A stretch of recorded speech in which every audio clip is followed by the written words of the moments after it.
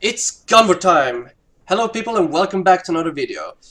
I thought I'd make a little revisit to a certain build I've shown you. This is the Natalya build, the Reign of Vengeance one, slightly tweaked to like... This is the build people are using to climb Great Rifts. I mainly use it for, Death Breath farming and mats farming in general, because it is very fast. It clears the rift very, very fast. So yeah, not much to say here. This is a very short, brief video because I've gone over this. I've gone over the gear in great detail before. So Natalya set here. Reign of Vengeance deals damage, yada yada. The crossbow, the hand crossbow here. The one thing here is that we're using Dawn. I finally got a better Dawn than the one I had before. So I can actually equip it, because you want to be equipping Dawn. Crashing Rain to get the Reign of Vengeance, Crashing Beast, Wraps of Clarity for survival, Mantle of Channeling. Typically try to get Reign of Vengeance damage on I think the shoulder and the chest. I can't really do it right now, but you want to get Reign of Vengeance on those. Cooldown reduction is very, very suitable for this. Also, legendary gems, Bane of the Trapped, crucial, because you will be standing in melee range quite a lot. Stricken is a very nice gem, just killing bosses fast. Here is where the differences can come in, because people are generally suggesting Taeguk. I don't like Taeguk as much, because I don't find it as reliable as other games like Gogok, because Gogok is my preferred game of choice here, because you gain cooldown reduction. And cooldown reduction is key to making this work properly. That's the gear, basically. So, yeah. Now, for the cube, here's where things start getting a little interesting. Because we're not cubing Dawn, we're cubing Lord Greenstone's fan. So every second you gain 100% increased damage for the next fan of knives, and this stacks up to 30 times. As indicated by this little icon here.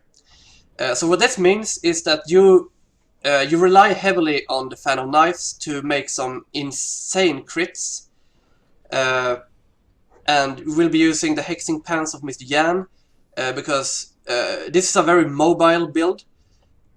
We're barely standing still just when we're casting Reign of Vengeance and Fan of Knives. Well, you don't even need to be at a standstill when casting Fan of Knives, so just Reign of Vengeance then, and of course the focus to proc the other stuff.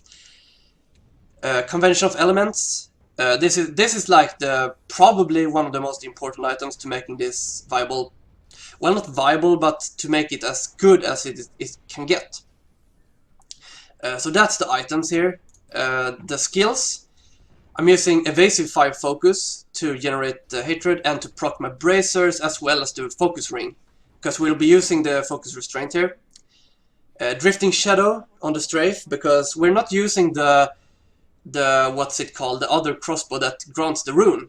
So, and also this this build is lightning based, so yeah.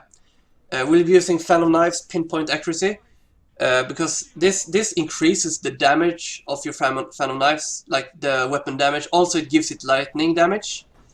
It increases the cooldown slightly on the Fan of Knives, I think by 5 seconds or something.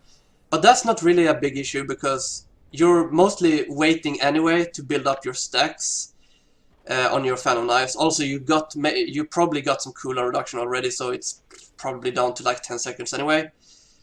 Vault, Tumble, to get around this here. Reign of Vengeance. Here's one other difference, because on the other video I showed you another rune of the Reign of Vengeance. This is not the same rune, because this is lightning damage. Also, because it grants you...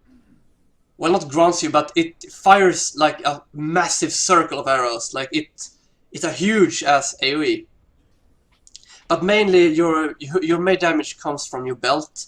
Because I think this rune makes it so your belt deals lightning damage as well, because the crits are far, far higher than, well, what the previous was. Vengeance, Seath, because of the Hatred region. you could potentially be using Dark Heart, the rune, because now you're not using the that other thing which grants you the head in the cube. So I guess if you don't have a problem with generating hatred and you want some more survival, you can probably take that rune instead. Passives, we're using archery to get more crit and hatred per second. Cold Weak to proc your Benefit Trapped. Well, not to proc it, but to gain benefit from it. Also, just to make you deal more damage in general.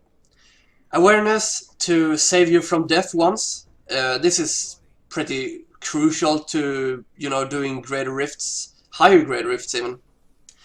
Leech. Yeah, this is a pretty interesting one because you will be, you know, spamming your strafe, so you have a lot of hits going out. So this is very, very useful here. So that's the skills. Let's go over the paragons. Movement speed, as usual. Dexterity. Cooldown reduction, very important. Go for that first, if I haven't made myself clear. Critical chance, critical damage, and then attack speed. Resist all, armor, and life. Lastly, life regen. That's the order. Here's a very big difference, because in many other videos I've made, I've said that resource cost reduction is mostly the important one, but you're not really using resource that much in this build. It's mainly only for strafe.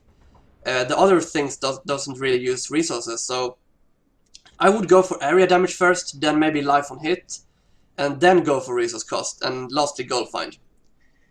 So that's the gear, paragons, and items I'm using. So, okay, this is how it works, basically. What you want to be doing is that you want to be firing off a Rain of Vengeance to get your damage going, because your Rain of Vengeance grants you 400% damage to every skill you're using in a matter of seconds. So, okay, now you can see I have the lightning rune. Boom! 100 billion crit on that elite. Because, okay, if you don't follow what I did here, I basically waited for the right convention of elements proc to use the Phantom Knives. And that's generally what this build boils down to. You want to be monitoring your convention ring to be able to see like when is the lightning damage coming in. And to give you a very easy way to knowing that, the lightning is always coming up after the fire. So when you see the fire, get ready to fire off your Phantom Knives. But you typically just want to be using that on the elites, to just one-shot them. And you know, I've even one-shot bosses with that, so it's a pretty nice build. Yeah, that's pretty much how it works. So yeah, that's this little variation of the build. I hope you enjoyed. Thank you for watching, and I'll see you next time. You have a good day.